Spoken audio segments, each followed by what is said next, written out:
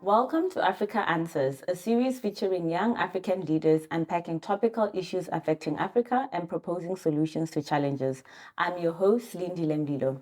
In this episode, I'll be speaking to Ismael Kimso, a statistician and economist from Niger. Welcome, Ishmael. Hello, Silindile. Thank you for joining me. It's a pleasure.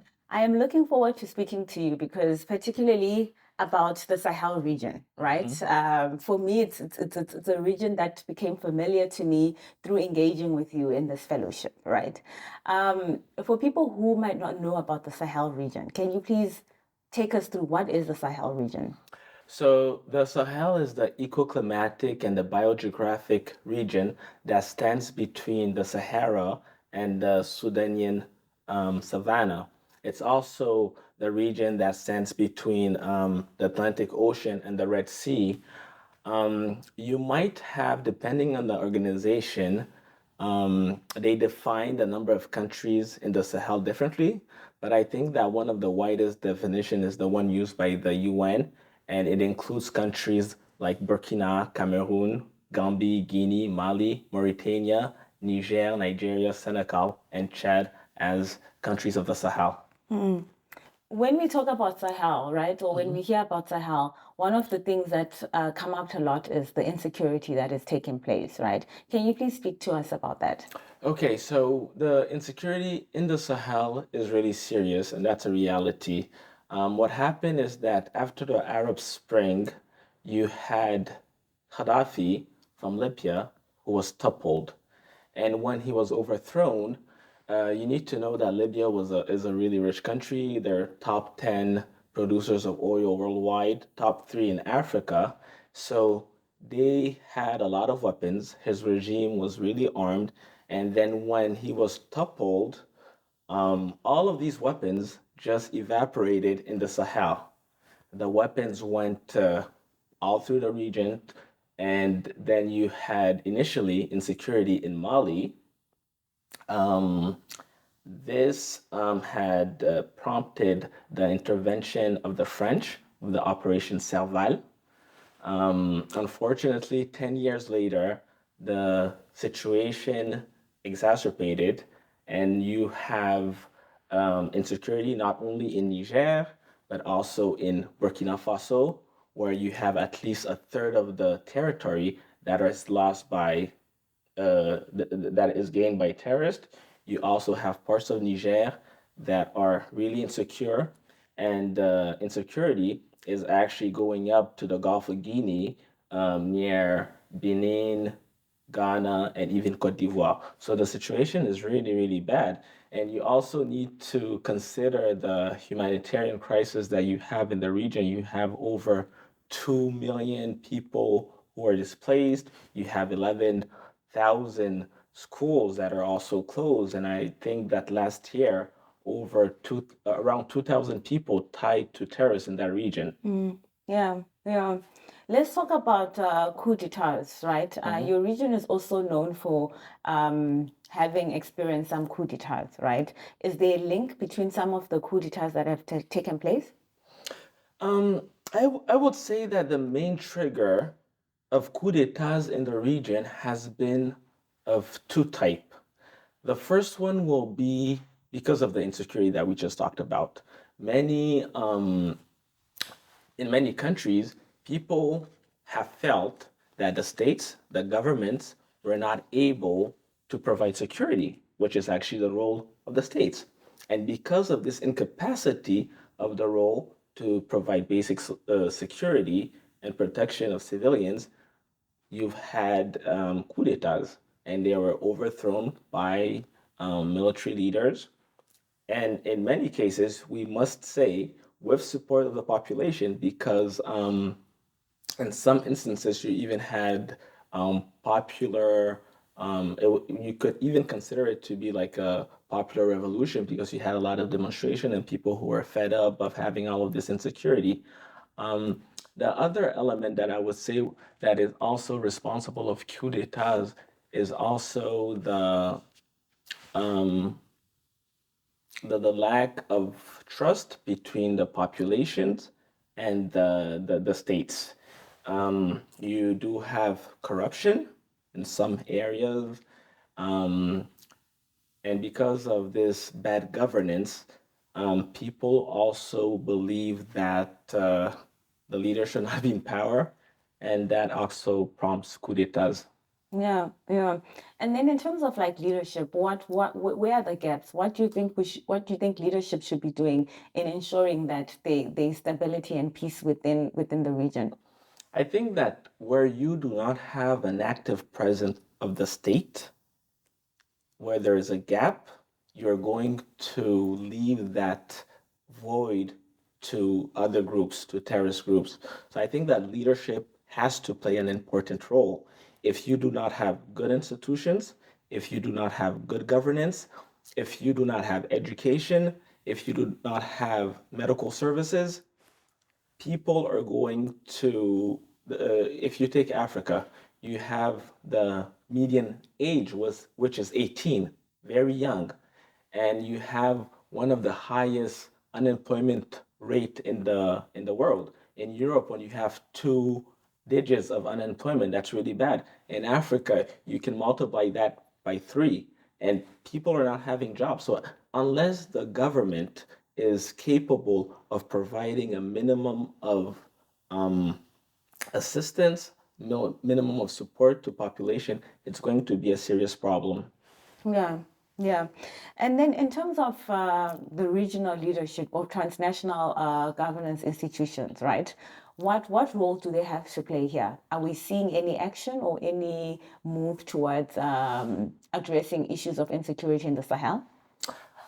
I think that you have, when you consider regional organization, I think you need to consider two types: the one that are located in Africa and the ones that are more transnational and away from Africa. So I think that you're right. Um, Organization within Africa, such as the RECs, ECOWAS, and the African Union, should play a more prominent role. And I also believe that there is currently in these parts of Africa a strong distrust between the populations and these regional organizations. And I think that one of this reason is because when there should be more consistencies in their behaviors and how they behave towards coup d'etat. You've had coup d'etats, say, in Mali that were condemned by these RECs, and you had at the same time another form of coup d'etat that existed in Chad and that was condoned by these RECs. I think this poses a serious problem of consistencies and also creates a situation where people are not really able to trust in these regional organizations. Another element is that the RECs, such as ECOWAS, the African Union, have been really quick to condemn certain military coups d'etats, but have never raised the voice to condemn constitutional changes for president who want to stay in power longer. And I think that's an issue because in many cases, some of the coups d'etats were actually triggered because some presidents actually modified the constitution to stay in power longer. And failing to address and to openly condemn these issues also poses a questions of credibility and also gives the picture that these RECs are clubs for political leaders. Another point that I want to develop is that because the coup d'etats are also driven because of insecurity, as we've just seen, I think that the African Union and the other RECs should play a more prominent role in providing security. There is a standby force that does exist. I think that this force should be deployed to the region to be able to provide better and stronger security. And now, in terms of other organizations that are not in Africa, such as the um, NATO or the EU, I think they also have a role to play. But um, as you said, there's an issue. It's because when there was the toppling of Gaddafi, the African Union Council for Security actually opposed such an intervention because leaders that were in the region clearly said that if you topple Gaddafi, given the number of weapons and given the situation in the region, it's going to be chaos. They clearly said that, but that did not prevent NATO from intervening. And that was, I think, one of the most catastrophic intervention in history because currently in Libya, you still have two governments. You have two administrations. I think you have in the east a government that is led by General Haftar, and you have in the other part of the country where you have Tripoli, the capital, another government that is led by a president recognized by international community. And this intervention has led to total chaos in the region. So I think that in the future it would be important to have better collaboration, better communication, and better cooperation between the different regional organizations before such interventions are made on the continent. Yeah, yeah. I mean, speaking of the international community, right? On one hand, they're sometimes criticizing for acting too soon or acting against the wishes of the leaders or the people on the ground, right? And then on the other hand, they're also sometimes criticized for not acting, right? So you did mention what needs to be done in the future, right? In this case, what could have been done? I think that the first thing that could have been done would have been to listen to the people on the ground. I think that was the first thing to have been done. I think that another thing that could have been done was to promote mediation and communication, not to go directly to arms. I think that most military intervention have led to not so positive results. So I think that each case is different. You can have a rule that fits in all cases, but I think that in this specific case, overthrowing Gaddafi was a mistake, given the consequences. And I think that the African Union should have been consulted more and should have taken a more prominent role in what had happened. Yeah, yeah. As a person who's living in within the Sahel region, right? What are the effects of armed conflict or coup d'etats on your normal civilians? It's absolutely real. If you go about 200 kilometers from Niamey, the capital of where I live, you do have some insecurity, you do have some attacks, and I did tell you earlier that you have 11,000 schools that have been closed. You have refugees that are all over the country. You have poverty that is being increased, and people are also afraid because you never know what's going to happen. This is a really serious situation.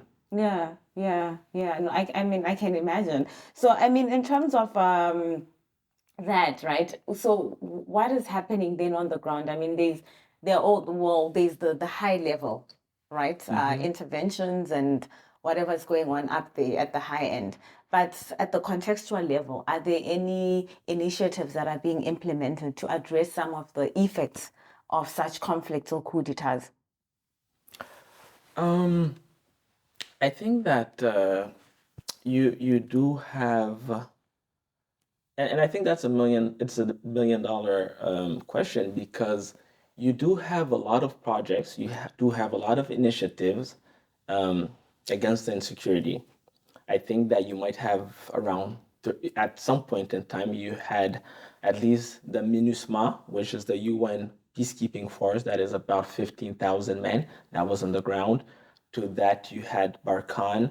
You could have added to that the G5 Sahel, which was the regional initiative taken by a couple of countries in the Sahel, Mauritania, Niger, Burkina Faso, Mali, and Chad. You also had uh, some troops by the European Union, the Takuba Force, and you also had the local armies. So that is, I would say, at least 30,000 men that were on the ground, and still, um, this has not been able to prevent the insecurity that we are seeing. And so I actually wonder if that could not be because of lack of efficiency. I think there was clearly a bad coordination between all of these actors. You had a lot of people on the ground, but I think you really had bad coordination, and then a lot of these forces ended up leaving.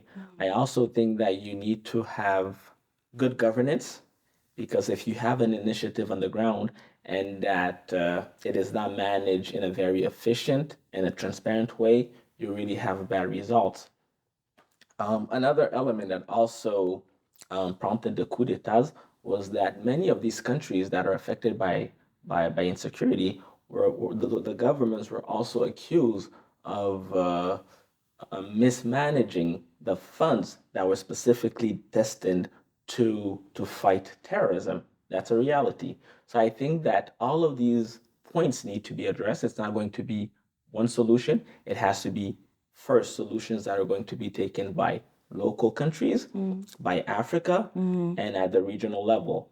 There's going to be a lot of initiative, and everybody needs to take responsibility. 100%, yeah. It's been said that, or people are seeing a growing influence of Russia on the region, right? Do you think that's the case? And what is your take on that? I honestly think that it is true. It is true. There has been claims of mercenary groups being currently in Mali. Even though the government has denied, I think that many claims have been made towards that. The reality is that you've had a French intervention that started, I believe, in 2013.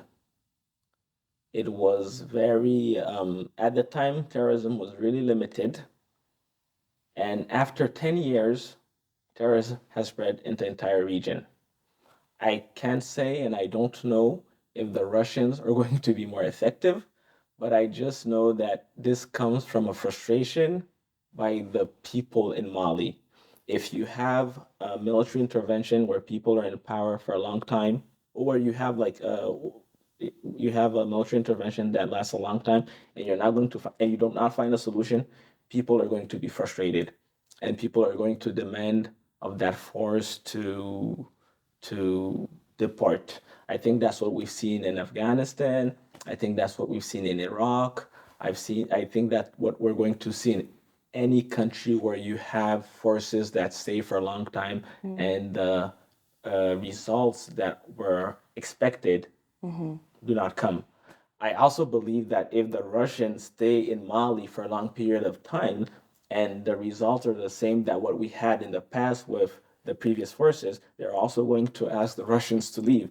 And I think that's perhaps a natural solution. That's a reflex when you're living in a situation where you're currently in fear, and then you do not find a solution. You're probably going to go to the next person, be Russia, or aliens or whoever. They're just going to go to the next person and try to find safety and security. Yeah. So then how do we then come up with African solutions to dealing with African problems? So that's what I said. I said that we really need first responsibility by the governments. I really do not think that. I think the first responsibility um, for providing security to the people should be the states themselves. The states, the state of, I would say, Mali, Niger, Burkina, they should be on the front line. I think that African solutions should mainly be found by Africans and mainly by these leaders. They should also get support from other parties, but mainly focus on their own strength. I think that the coalition against ISIS in Syria and Iraq had over 85 countries. So other assistance from other countries are totally welcome, But I think that local countries and African region organization really need to take the lead on this one, and that will be fighting corruption, trying to have social services available in the entirety of the country, not mismanaging defense funds, also having regional forces such as the African Standby Forces deploy in certain of these areas, and also international cooperation with actors such as EU and other countries Yeah. as well. Yeah. And bringing it home, what do you think young people such as yourself, what role do young people have to play? I think that young people are actually playing a role right now. You have a stronger civil society, you have a stronger presence of young people on social media. I think that young people are requesting more transparency. They're demanding more accountability from the government, and I think that's the way forward. Yeah, yeah. And for you, do you have hope for your region? I do, and I must. Absolutely. Yeah, yeah. All right. No, thanks, Ishmael. Before we wrap it up, I think just to get your take, you've been here for 3 months, learning about relations between EU and Africa, right? Engaging with your colleagues in different with different professional expertise. Going back home, now that this is about to wrap up, what are the key lessons that you take with you from your experience here? I think I had a wonderful experience here. I was able to interact with like-minded individuals. I learned much about the functioning of EU.